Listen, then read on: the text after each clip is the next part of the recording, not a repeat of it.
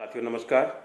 मैं रंजीत जैन हाजिर हूँ आपके साथ शुक्रवार के दिन शनिवारी ज्ञान सीरीज में। साथियों आज ये स्पेशल सेशन अपने शुक्रवार को कर रहे हैं क्योंकि कल के दिन बजट है और बजट के बारे में क्या एक्सपेक्टेशन हमारी as a investor class, as a citizen of India क्या है और किस तरह का बजट पेश किया जा सकता है, ये सब बातें आज आपसे डिस्कस करेंगे और ट्राई करेंगे कि प्रिसाइजली एकदम एक्यूरेट जो कुछ संभव है बजट भाषण में वो आपके सामने मैं पेश कर सकूँ। पूरी ट्राई है, पूरा मैक्रो इकोनॉमिक डेटा सब कुछ स्टडी करके आपके साथ में हाजिर हुआ हूँ। तो आशा करता हूँ कि बहुत करीब करीब अपने पहुँचने पाएंगे कि भाषण के अंदर क्या कुछ बता सकती है निर्मला जी सीतारमण। तो आइए दोस्तों शुरू करते हैं। सरकार जब भी कोई अपना बजट पेश करती है तो पूरे एक साल का नहीं, अपना पूरे कार्यकाल का वो विज़न पेश करती है। तो अभी मोदी जी का जो ये सरकार है अभी इनको केवल एक साल हुआ है, अभी 4 साल इनके बाकी हैं। तो अपने को ये आशा रखनी चाहिए कि पूरे 5 साल का ये विज़न इस बजट के अंदर सेट करेंगे। पीछे से जो लेगेसी चली आ रही है उसको तो एड्रेस करेंगे, लेकिन अभी करंट में जो इनको कार्यकाल 5 साल का मिला है जिसमें 4 साल बाकी है उसके अंदर भी ये क्या करना चाहते हैं उसकी पूरी एक थीम ये अपने को आज बजट में, कल आएगा बजट, कल बजट में बताना चाहिए। तो वो क्या क्या चीज़ें हो सकती है और मार्केट पे उसका क्या इफेक्ट आ सकता है तो थोड़ा समराइज तरीके से आपके साथ अभी डिस्कस करेंगे। साथियों 2024-25 का जो बजट आया था, जो कि जुलाई 2024 में आया था चुनाव के बाद में, उसके अंदर जो कुछ सरकार ने अपने को बताया उन पैरामीटर्स को ध्यान में रखते हुए हम अपनी चर्चा को आगे बढ़ाएंगे। मैं सबसे पहले आपको दिखाना चाहूँगा, स्क्रीन के ऊपर आप देखिए, इन्होंने improvement in current account deficit ये यहाँ पर बताया हुआ है, जो कि करंट अकाउंट डिफिसिट जो कि काफ़ी ऊपर चली गई थी 2020-21 में, उसको इन्होंने 2023 में काफ़ी नीचे ले आया था, लेकिन फिर 2024 में अंडर कंट्रोल जैसी इनके अनुसार। इंडिया का जो ग्रोथ है वो चार्ट आप देखने पा रहे हैं, इंडिया ग्रू एट 8.2 2024-25 का, यानी लास्ट बजट तो इन्होंने दिया था उसके अंदर इन्होंने ऐसा बताया। ये PMI ये सब डाटा हैं, ये टैक्स प्रपोजल्स। अब यहाँ से अपने शुरू करते हैं। देखिए हमारे मिडिल क्लास को सरकार से कुछ मिलता नहीं है, उसका कारण क्या है? सरकार की सारी स्कीमों में क्या लिखा रहता है? Those who are income tax pay are not eligible for any scheme, यानी जो इनकम टैक्स देते हैं उनको स्कीम का कोई लाभ नहीं मिलेगा। तो हमको सरकार से कोई भी लाभ मिलता नहीं है। हमको सरकार से क्या एक्सपेक्टेशन रहती है? भाई हमको टैक्स में छूट दे दो, बाकी तो हमको कुछ मिलना नहीं है, हम खुद मानते हैं न, हम कभी आशा रखते हैं सरकार से। लेकिन टैक्स में छूट तो वो भी किस कंडीशन में, जब अपने को 2013-14 के अंदर जो स्लैब था 2.5 लाख का, उसको बढ़ा के केवल 3 लाख किया गया है। उसमें GST भी नहीं लगता था दोस्तों। विदाउट GST अपना जो स्लैब था 3 लाख का, 2.5 लाख का, उसको बढ़ा के केवल 3 लाख किया गया। और आज हम इतनी सारी GST देते हैं और हमारा स्लैब वही 3 लाख है। ये तो ज्यादती है। निर्मला जी, आपको अगर हमारा ये वीडियो कहीं देखने को मिल जाए, कि सरकार के किसी भी बंदे को देखने को मिल जाए, तो हमारी तरफ से ये अपील है, ये मिडिल क्लास के ऊपर ज्यादती है। हम आपका यानी देश का जी जान से सहयोग करते हैं उन्नति के लिए, उत्थान के लिए। और सरकार से हम क्या चाहते हैं कि जैसे जैसे महंगाई बढ़े उस हिसाब से टैक्स एग्जेम्प्टेड जो स्लैब है उसको बढ़ा दीजिए। कुछ इतनी छोटी सी आशा है। तो इस बार टैक्स प्रपोजल जब आएगा सरकार का, तो अपने को क्या आशा रखनी चाहिए कि सरकार स्लैब बढ़ाएगी नहीं बढ़ाएगी? साथियों मेरा ये टेक है कि ये एकदम राइट टाइम है जब सरकार को जो इनकम टैक्स के स्लैब है उनको ड्रास्टिकली चेंज करना चाहिए। यानी अभी जो 3 लाख का स्लैब है, हम तो चाहेंगे वो मिनिमम 7 लाख का हो जाए या 10 लाख का कर दे, क्योंकि जिस तरह से महंगाई बढ़ी है और जीवन यापन के लिए जो मिनिमम खर्चा अब लग रहा है उसके सामने ये आशा रखना कोई बड़ी बात नहीं है। अब देखना है सरकार के पास किस तरह का सुविधा है, कितना वो कर सकती है वो सरकार जाने, लेकिन हमारी आशा ये है कि मिनिमम 7 लाख तक की इनकम टैक्स फ्री होनी चाहिए। 5 लाख तो हक है हमारा, साढ़ा हक ऐतेरक, 5 लाख से कम तो स्वीकार नहीं है हमको। तो 3 लाख जो अभी टैक्स फ्री स्लैब है, ओल्ड रिजीम की बात कर रहा हूँ मैं, उसको बढ़ा के मिनिमम 5 लाख होना चाहिए, 7 लाख, और डिमांड है 10 लाख की। देखते हैं क्या होता है। साथियों, हम जो ये एग्जाम्शन मांग रहे हैं कि बढ़ाया जाए, ये ओवरऑल डेवलपमेंट में काम आता है। जो ही हमारा स्लैब बढ़ के 5 लाख 7 लाख या 10 लाख होगा, त्यों ही आप देखेंगे बाज़ार में, जो भी बाज़ार हैं, चाहे वो दिल्ली के बाज़ार हो, चाहे सूरत के बाज़ार हो, चाहे कलकत्ता के बाज़ार हो, वहाँ रौनक बढ़ जाएगी। लोग परचेजिंग के लिए निकलेंगे, क्योंकि भाई टैक्स बचा है, भाई हम कोई घर में रखने के लिए तो पैसा कमाते नहीं है, खर्चा करना है। जो ही हमारा टैक्स बचेगा हम बाज़ार में जाए खर्चा करेंगे, और जब खर्चा करेंगे तो सरकार की भी इनकम बढ़ेगी as a GST, as a income tax, और साथ में फैक्ट्रियों का प्रोडक्शन बढ़ेगा तो फिर नौकरियां भी बढ़ेगी। तो ये एक इकोसिस्टम है, सरकार को इसको समझना चाहिए कि हमको अगर आप टैक्स में छूट देते हो तो घूम फिर के आपको वो टैक्स वापस भी मिल जाता है, उससे ज़्यादा मिल जाता है, और देश में रोज़गार भी मिलता है, और फैक्ट्रियों में प्रोडक्शन भी बढ़ता है। और वहाँ अगर प्रोडक्शन बढ़ेगा तो शेयर बाज़ार तो बढ़ेगा ही, क्योंकि शेयर बाज़ार में तो लिस्टेड ही फैक्ट्रियों वाली कंपनी है या सर्विसेज वाली। तो ये हुआ इनकम टैक्स के ऊपर। दूसरा जो फेरफार गवर्नमेंट कर सकती है, हमारे इन्वेस्टर के एंगल से अपने बात करें तो सरकार को 80cc के अंदर जो आज छूट मिल रही है, चाहे वो होम लोन के ऊपर हो, चाहे बाकी सब लिमिट हो, 1.5 लाख की जो ओवरऑल लिमिट है, होम लोन की अलग से 2 लाख की है, जहाँ तक मैं जानता हूँ 2 लाख की सीमा है, तो इनके अंदर भी चेंज करना चाहिए। ये बहुत कम है। आज के दिन आप समझो कि घर आप एक ठीक ठाक लेने जाओ तो 70 लाख से 1 करोड़ के बीच में घर, ये इतना तो होता ही है, और आप इसके सामने केवल 2 लाख की छूट दे रहे हो, जिसमें रीपेमेंट भी करना होता है, ब्याज भी देना होता है, तो ये बहुत कम है। इसको सीधे सीधे बढ़ा के डबल कर देना चाहिए, 4 लाख।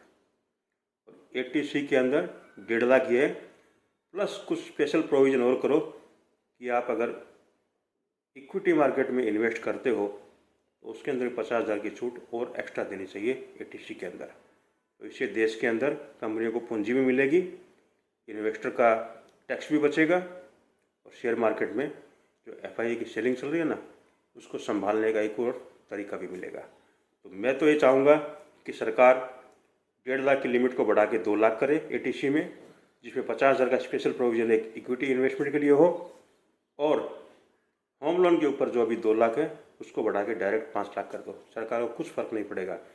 जो ही ये 5 लाख तक टैक्स की छूट 80C में करेंगे ना, आप देखो कि बाज़ार में घरों की बिक्री में ज़बरदस्त इजाफा हो जाएगा, बैंकों की ग्रोथ में ज़बरदस्त इजाफा हो जाएगा, चारों तरफ सारी फैक्ट्रियों में कामकाज बढ़ जाएगा, क्योंकि एक घर बनाने में हर तरह के मटेरियल लगते हैं, ईंट पत्थर सीमेंट से लेकर इलेक्ट्रिकल वायर, टाइल्स, पेंट्स, क्या क्या नहीं लगता, सब चीज़ लगता है। तो सरकार को इस पर सोचना चाहिए कि एक ये कदम उठा लो, इकोनॉमी में 4 चांद लग जाएंगे। ये हमारा दूसरा एक्सपेक्टेशन है गवर्नमेंट से। तीसरा जो एक्सपेक्टेशन रहता है वो अपने प्योरली शेयर मार्केट के ऊपर सोचते हैं।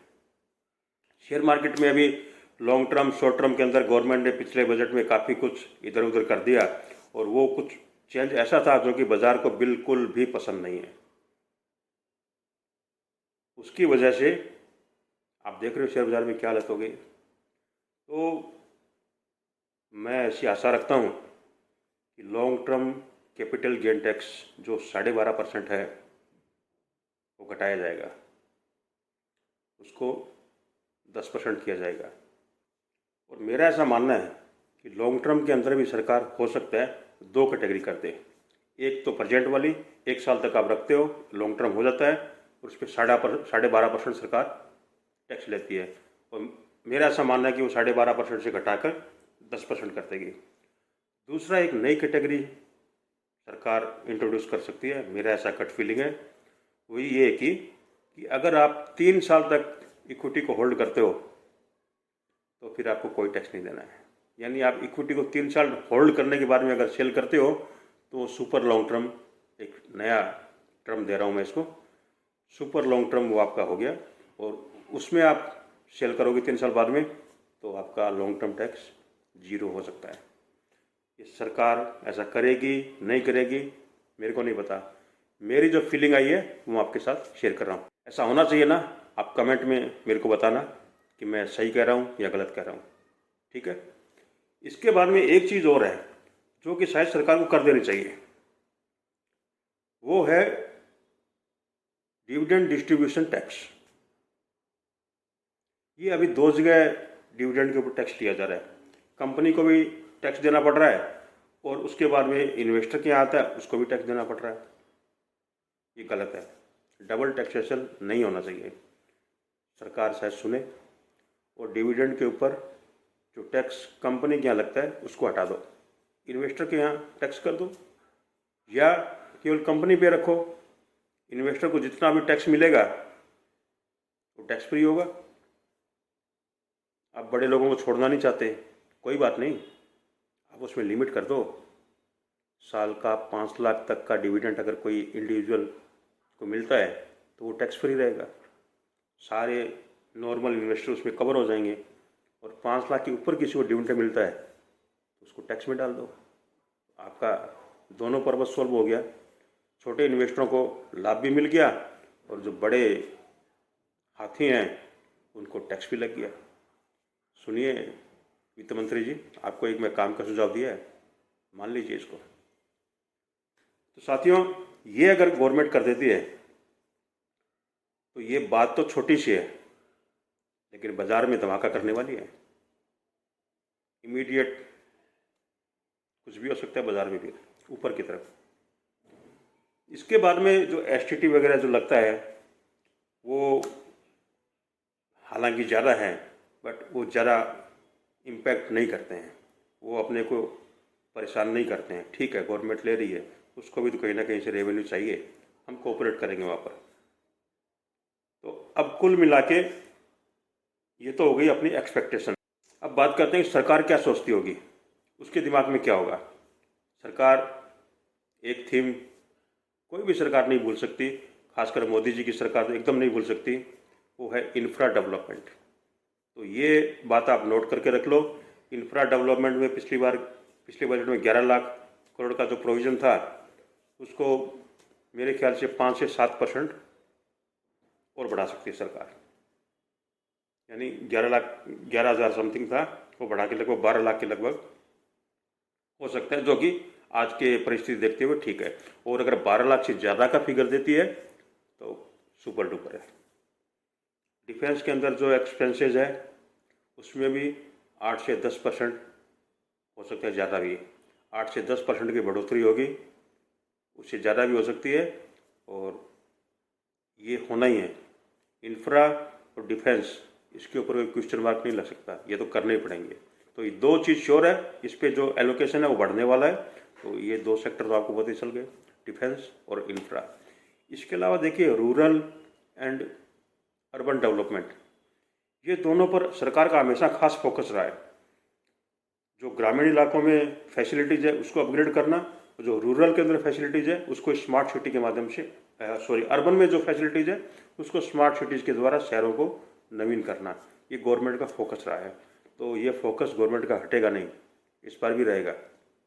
स्मार्ट सिटी के अंदर एलोकेशन बढ़ेंगे और जो आधुनिक भारत बनाने के लिए जो कुछ भी दरकार होता है वो सब सरकार के दिमाग में ज़रूर होगा और उसके ऊपर बजट स्पीच में अपने ज़रूर सुनेंगे। तो infra, defence, urban and rural development, ये सारी थीम पर आप फोकस रखो। अब अपने एक नेक्स्ट जो बड़ा क्रूशियल सेक्टर है उस पर बात करते हैं। किसानों को कोई भी सरकार अवॉइड नहीं कर सकती। तो किसानों से संबंधित जितने भी रिफॉर्म्स होने हैं या अभी तक जो हुए हैं उनको गति प्रदान की जाएगी। और एक चीज़ जो सरकार के दिमाग में हमेशा रही है और इस बार भी रहेगी, वो ये है कि हमारे किसानों का 40% जो प्रोडक्शन है ना, वो वेस्ट हो जाता है। उसके भंडारण की, उसके प्रोसेसिंग की इंडिया में व्यवस्था नहीं है। इसके ऊपर सरकार का फोकस है, सरकार अलग अलग नीतियाँ भी लेके आती है, लेकिन अभी तक कोई बड़ी सफलता नहीं मिली। तो मेरे को लगता है इस बार फूड प्रोसेसिंग और भंडारण, यानी जो अपने कोल्ड स्टोरेज होते हैं, इन सब को बढ़ावा देने के लिए कोई स्पेशल पैकेज का अनाउंसमेंट हो सकता है। और ये अगर होता है तो बहुत सारी इस क्षेत्र की कंपनियों के लिए बहुत बड़ा पॉजिटिव होगा, बहुत बड़ा पॉजिटिव। और साथ साथ किसानों की आय भी बढ़ेगी। और साथियों, जब किसानों की आय बढ़ती है ना, तो क्या होता है, पैसा बाज़ार में आता है। और बाज़ार में पैसा आता है, इसका मतलब क्या हुआ, जीडीपी बढ़ती है। जीडीपी बढ़ती है तो मार्केट बढ़ता है। धीरे से बोल रहा हूँ लेकिन सुन लेना, बड़े काम की चीज़ है। तो ये इस तरह की थी। और देखिए, और बहुत छोटी छोटी चीज़ें हैं, सरकार बहुत कुछ करेगी। सब चीज़ मैं डिस्कस नहीं करूँगा, काफ़ी बड़ा वीडियो हो जाएगा और फिर आप लोग आगे भागने की चेष्टा करोगे। लेकिन लास्ट में मैं इतना ज़रूर बोलूँगा, देखिए, मार्केट के ऊपर डायरेक्ट कुछ बोलने के लिए सेबी ने प्रतिबंध लगा दिया है, तो मैं डायरेक्ट तो कुछ नहीं बोलूँगा, इनडायरेक्ट भी आपको कुछ नहीं बोलूँगा। लेकिन ये मैं ज़रूर बता सकता हूँ कि मार्केट के अंदर ऐसा एक नियम समझ लो, ये ऐसी एक धारणा है कि जो कुछ भी आने वाला होता है ना, वो पहले से पता होता है। बजट हालांकि पता करना असंभव है, भारत के अंदर तो बजट के अंदर क्या आने वाला कोई पता नहीं कर सकता, लेकिन लोग कैलकुलेशन तो लगा ही लेते हैं। और ये धारणा इस बार है कि बजट इन्वेस्टर फ्रेंडली आएगा, मिडिल क्लास फ्रेंडली आएगा, ऐसी धारणा है। और उस धारणा के अनुसार बाज़ार में कुछ आपने वो देखा, थोड़ा बढ़ा है, सभी को दिख रहा है वो। तो बजट पेश होने से पहले और बजट पेश होने के बाद बाज़ार में फ्लक्चुएशन बहुत होंगे, उसको आप ध्यान में रखें। और मैंने जो पहली बात बताई कि चीज़ें पहले पता चल जाती है या लोग अनुमान लगा लेते हैं, इस बात को ध्यान में रखें, तो फिर आपका कल का जर्नी स्मूथली निकल जाएगा। मेरे को ओवरऑल बजट, ओवरऑल देश के लिए भी, मिडिल क्लास के लिए भी और शेयर बाज़ार के लिए भी पॉजिटिव लग रहा है। I am positive. यदि कहीं कोई भी कारण से बड़ा डीप आता है, कोई पर्टिकुलर क्लोज के कारण जो कि मार्केट को पसंद नहीं आए, तो फिर वहाँ पर मैं तो खरीदूंगा भाई, आप अपना देख लेना। ठीक है ना साथियों? आपको अगर मेरा ये वीडियो पसंद आया तो इसको क्या करना है, शेयर करना है, सब्सक्राइब करना है, लाइक करना है। और जहाँ जहाँ आपको लगे कि रंजीत जी आपकी बात सही है या ये बात गलत है, दोनों के ऊपर भी आप कमेंट करके मेरे को बता सकते हैं। Thank you very much. Bye bye.